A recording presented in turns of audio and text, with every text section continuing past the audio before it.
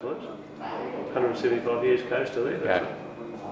Well, good morning and welcome to the weekly Dubbo Livestock Market Report. Joining me today we have Paul Jimmerson from around at the estate office, Paul. And over the last week at the Dubbo Livestock Markets, last Thursday we had a yarding of 7,500 cattle. Once again, obviously the numbers keep coming, but again, fortunately the market's still looking very good. On this occasion we've probably seen just a bit of a decline in the cow market for the first time in probably over 6 weeks.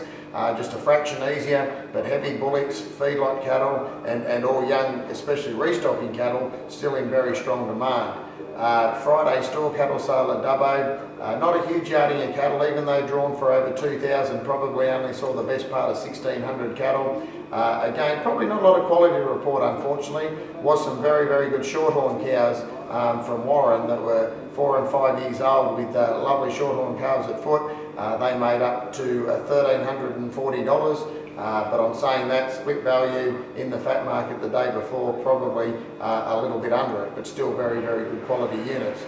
Monday sheep and lamb sale finally saw a bit of an increase there in the lamb market, of which we haven't seen over the last few weeks. I think you could certainly quote the lamb market anywhere from 1 to 3 dearer. On this occasion, the mutton market not as strong. It just eased a little bit, and I think maybe just through weight of numbers.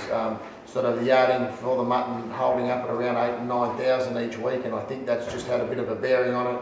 With limited competition, especially on the top end of the stock, that side of the market has certainly come back. As we've spoken about in recent weeks, Paul, obviously we're right smack bang in the middle of stud season at the moment, and we're having some fantastic results. Yeah, terrific, thanks Martin. No, we are right in the thick of it, as you say.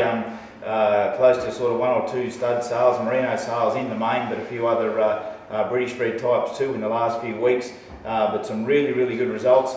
A theme, I guess, coming through is those merinos. You know, they've got the wool cut and got that carcass as well, that real mix of meat and wool. Some averages sort of up to $300 and $400 and $500 dearer overall on some of the sales we've had in recent weeks. Today we've got Coral Lynn, the Lindsay family ram sale down at Peak Hill, and again at Peak Hill tomorrow, the Cannon Tremaines at Westray.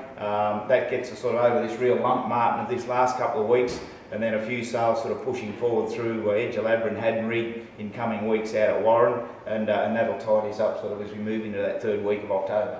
And obviously yesterday we made our way to Gullendar, down to Gable to the Hughes family, and both merinos and doonies selling extremely well.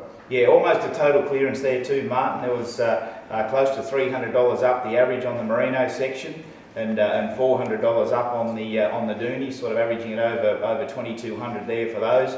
But a really, really solid result there, and a few new clients there, so a terrific result for the Hughes family.